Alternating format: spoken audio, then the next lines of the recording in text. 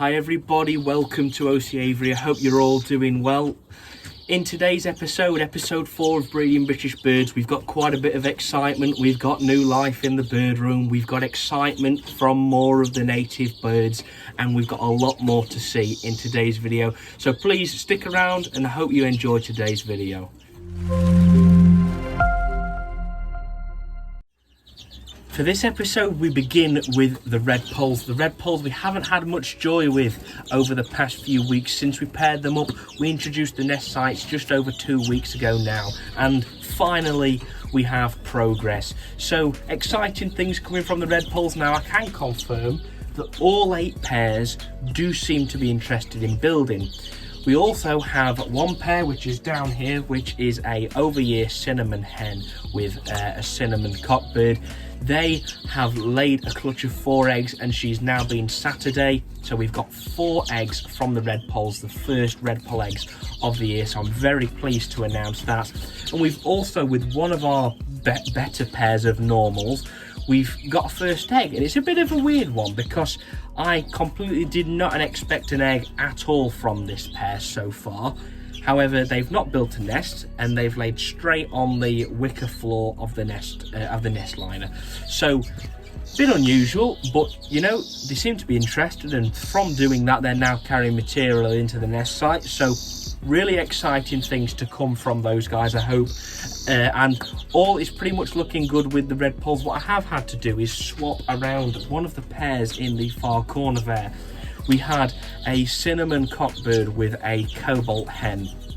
The cobalt hen has not been quite right over the past 2 months, to be honest. She's been a bit fluffed up, something not quite right with her. I can't really put my finger on it. I've tried her with a couple of different medications. I've tried her with a probiotic. I've tried her with Baycox. I've tried her with a wormer. I've tried her with vitamins, calcium, anything like that. So if there's a deficiency there, we can try and sort it. And she doesn't seem to be coming round from it, and what I don't want to do is waste the cockbird for the breeding season. Also, what I don't want to do is stress her out any more than she already is. So what I've done is I've separated her, put her in her own cage, and in place of her I've put one of our cinnamon cobalt hens we bred 2 years ago. So I've put a proven hen with the cockbird so we don't waste him. This hen gets a run out and hopefully she'll breed some for us this year.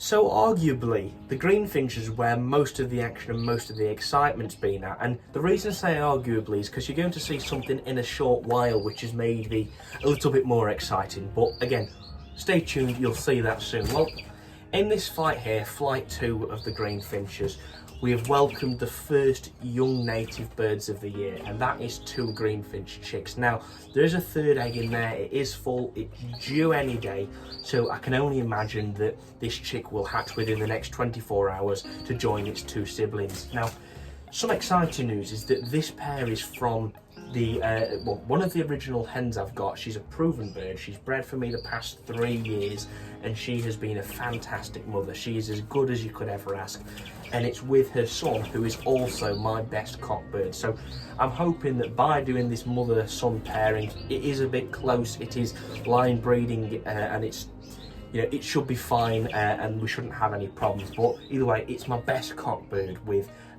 arguably my best hen. So I'm so pleased that we have finally got some youngsters in the natives anyway, and especially with them being from this pair, it makes them that even bit more special. Now, of course, it's not only this pair of greenfinches where the action has occurred. In the flight just behind you, flight 1, we have got a clutch of 5 eggs being set, and all 5 are full. In flight 3, we did sadly have a bit of a letdown. 5 eggs, all clear. Not quite sure why. It is a young cockbird who's not bred before. I always make allowances for these young birds, is that sometimes they just don't know what they're doing. Give them another round and then hopefully we'll have a bit more excitement with them. In flight 4, that pair have gone down again after they had clear eggs, and flight 5, they have laid their first egg, I believe, today. They've built up. So all 5 pairs of greenfinches have clicked, they've all built up, they've all nested, and now it's just a case of let's hope we get some full eggs and some chicks on the sticks within the next few weeks. So keep your fingers crossed, and hopefully more excitement from these guys over the coming weeks. So previously I mentioned that we have got a bit more excitement with another pair of native birds, and I tell a lie, it's 2 pairs, but let's look at the first pair. So behind this wall is our pair of Hawfinches, our European Hawfinch. So obviously these guys I've been after for a while, and anyway, they've been a bit up and down over the past few weeks, nothing to worry about. Well, finally I've had a bit of action from these guys. It's nothing major, don't get me wrong, there's no nest, there's no egg, because you'd know about it if there was, because I would start the video with that, or do their own video, because it's obviously quite a special thing. But what we have is the hen is now picking up material, she's carrying it round and she's relatively happy. Now, the cockbird's been a bit aggressive, not letting her too close to the nest site, or not very often anyway. So I'm going to remove the cockbird and give the hen a bit of time to sort of get more comfortable, sort herself out, and sort of explore the nest site, get comfortable, and hopefully start building. If she does, we'll put the cockbird back in.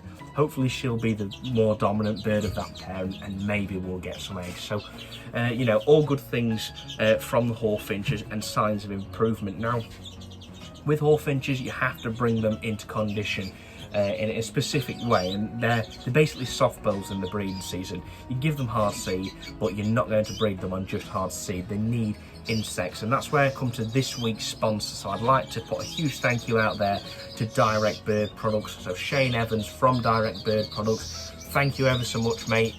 He sent me a load of insects for obviously the Hawfinches, and we're giving a couple, you know, out to the Twites and the red poles and the greenfinches as well. So we've got a variety. We've got mini mealworms, buffaloes, we've got waxworms, we've got a real variety of live food. You can get all your live food needs, frozen live food, by the way. So, okay, it's dead, but it's frozen insects, and you can get it all frozen, so I can get it whenever I need, defrost it, boil it up, and put it in for them. The birds are happy, I'm happy with it. So again, huge thank you to Direct Bird Products for sponsoring this week's episode, and I hope that if you do want your live food, the link is in the description. So all your live food needs, your frozen live food needs, and of course many other different bird keeping supplies as well. So, I said that the Hawfinches weren't the only native bird we've got excitement with. We've got excitement with the Twites. We put them in here the other week after we had a bit of a disaster with the Norwich Bullfinch pair, and they have built up, and not only have they built up, they've laid the first egg today. I'm super excited. So we've got a pair of over-year Twites. They're German bred birds, and they have proven before in a flight, according to the previous owner breeder of these birds. So we've got Twites with 1 egg. So obviously they laid it this morning, hopefully some more within the coming days, and real excitement from these guys. So keep your fingers crossed and touch wood that we will breed some Twites this year. They're beautiful birds, beautiful finch, and I just hope that we can breed some, we can increase the numbers, we can get hopefully a couple of outcrossers in, and we can start our own line of Twites. That'd be nice, but for now, keep your fingers crossed that the egg's full and the pair rear it successfully. Once again, the little treats I've been giving the Twites, and something that they're going to need when they're rearing the youngsters, is live food, is insects. So once again, thank you Direct Bird Products for sending us out those frozen live food options. Again, mealworms, waxworms, all sorts of different things that these guys absolutely love, and they're on straight away like a ton of bricks. So this week has been a rather interesting week with the Mule and Hybrid pairs. We've got now 2 Bullfinch Mule Hybrid pairs, both actually hybrid pairs, until we do get that pair of our second red pole bully pair sorted. So we've got our lesser red pole cross native bullfinch, and we've got our European greenfinch cross Siberian bullfinch. So the red pole bully pair have laid 2 eggs. Now, once again, I'm not sure why I don't disturb the pair at all when it comes to, I've seen the hen on the nest, right, there's probably an egg in there, I'm not going to disturb them. And then when I've seen her 5 days on, not even sat on that nest, I'm starting to get concerned. So I've gone in, found that there's 2 eggs, and then continued checked, and she's not laid any more. So she never sat, but there was 2 bullfinch eggs that could possibly have been fertilised by a red pole.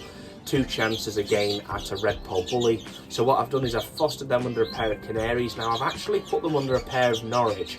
The reason being is if they are full, I can then transfer them under a different Canary that will rear them, and if they're clear, then there's nothing lost. I'm not having to give another pair of canaries some other eggs as further along on, or let them start again. But you know, it happens. I'm not too worried. Now, this is where the real excitement is that the Siberian bullfinch hen has built a nest. Not only has she built a nest, she's laid the 3rd egg today. Now, this pair have been getting on really well. In last week's episode, we saw the green finch cock feeding her, which to me means that the pair are, 1, they're comfortable with each other, and 2, because they're comfortable with each other, they're bonded. And hopefully that will mean that the egg's full. I've not seen them mate, but it doesn't mean that they haven't. Obviously, I don't stand there and watch them all hours of the day to see if they do mate, but either way, it's exciting things. Let's hope they're full. And with it being a Siberian bullfinch, it's a hen that we bred last year. We actually reared her under a canary, and it's also the hen that won me best northern bullfinch, or best northern hardbill, at the Lancashire British Bird and Mule Club show. So that's, you know, it's a nice bullfinch, and the greenfinch again, it's a class bird. It's from really good lines. So if we get a hybrid from this pair, to be very exciting, really something to look forward to. So again, please keep your fingers crossed, and hopefully we might have a greeny bully on our hands within the next few weeks if those eggs are full. I mentioned at the beginning of the video that we've got new life. Now, you've seen the young greenfinches, but it's not only young greenfinches we've got, it's young canaries as well. So we've got 2 nests of canaries now hatched, so little bits of ups and downs with them, but either way, we've got young birds, and that's great. It's always nice to get those first youngsters of the season. So to begin with, in this nest site down here, we have our darker pair of Portuguese Harlequins. They were on 4 eggs. Now, all 4 were full. Now, sadly, I'm not quite sure why, but 3 were dead in shell. They didn't hatch. They failed to hatch. However, about 3 days ago, we got the first youngster, and 1 of them hatched. So we've got a little Portuguese Harlequin canary chick in there, just a single bird. It's all dark fluff, so I'd have thought again it'd be similar to the parents, but you know, either way, it's all exciting and it's all good things and things to look forward to. So that's our first young canary there. And then in the cage below, we have our yellow dimorphics. They're sat on 4 eggs of the yellow agate opals that are really good quality birds. Now, we fostered these eggs out because the hen had nested on the floor, so they went under that pair of yellow dimorphics, and we have finally got the first chicks from those guys. So only 2 have hatched at the moment, and I'm not kidding when I say this. 10 minutes ago there was only 1 chick, and now there's 2, so they're literally hatching as I'm filming this. As you can see from this clip, here's the second chick hatching. It's never gets old. It's one of the nicest things to see, is chicks hatching like that. Yeah, I've been breeding birds for almost 10 years now, which is crazy. I'm 19, and you know, since we did chickens, when I first ever had experience with birds, hatching chickens, still the same magic as that day as it is now when I see a bird hatching and the youngsters in the nest. Always good fun, and it's always nice to see like that. So that's another few. So right now, there's 2 chicks in there of the yellow agate opals, so really exciting stuff, and I can't wait to see how you know, they get on, and we hopefully will breed quite a few more of those guys, so we can build ourselves a nice line and hopefully have a couple of pairs available for you guys come the end of the season. Now, I've had a couple of questions over the past few weeks about breeding, you know, how do you rear your birds. Now, I've made a video on my rearing egg food. It's somewhere up at the top here, but just as an overview, I give them egg food, and in that, in the first few days, I sprinkle some grog on it. Grog is a medication which sorts out black spot bacteria and also does other things for sort of coccidiosis and any other problems like that. So that's always good to give them in the first few days. It clears out any black spots, so you won't lose chicks due to anything like that.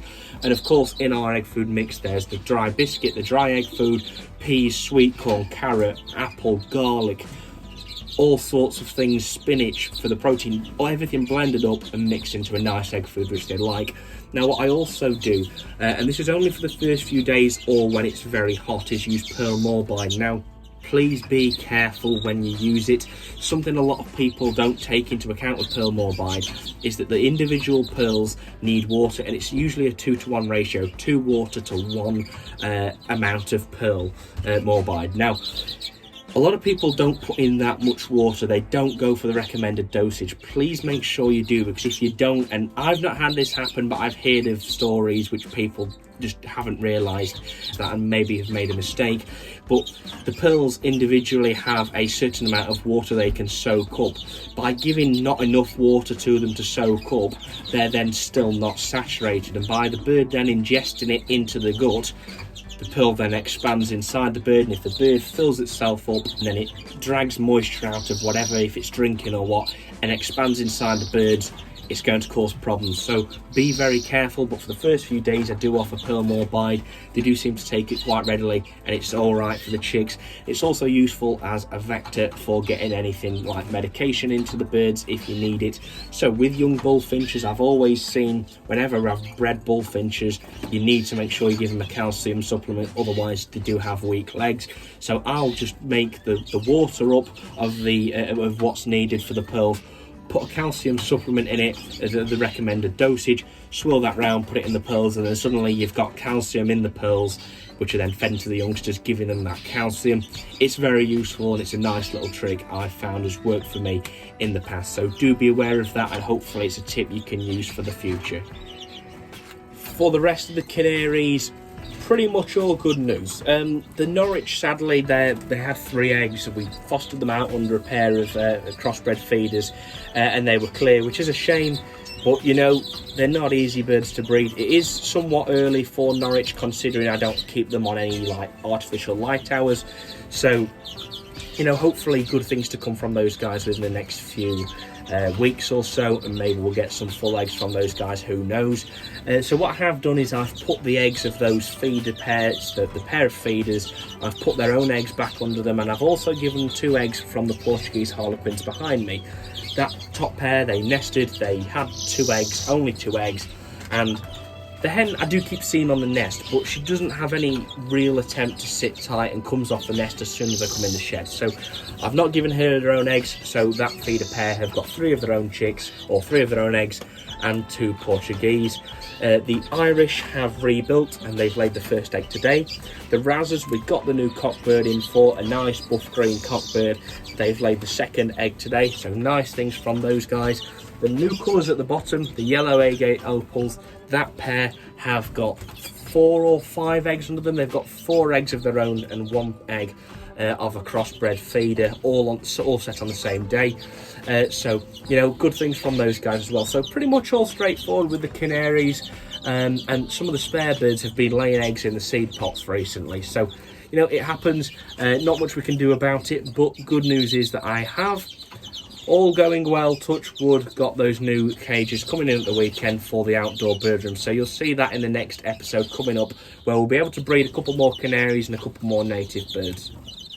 So there you have it, guys. That is episode 4 of Breeding British Birds. I hope you have enjoyed the episode this week, and I will look forward to seeing you in the next episode. Hopefully you have enjoyed it, picked up a couple of tips along the way as well. Obviously, really exciting this week. It's nice that we finally had a lot of things kick off for the breeding season. It can always be worrying that first few weeks where you're thinking, why is that not quite right? And I always have to remember it's early, but remember, you'll see on Facebook and stuff of other people having success, other people even having chicks on the sticks, and you know, their birds are probably further forward than yours, and they might do something different in light hours. They might simply put them down earlier. So don't be disheartened, don't be discouraged. You're likely doing everything right, and just don't be nervous about it. And if you've got any questions, fire them at me, whether it be the comment section, email me, Facebook, Instagram. Just get in contact and I'll do my best to help you.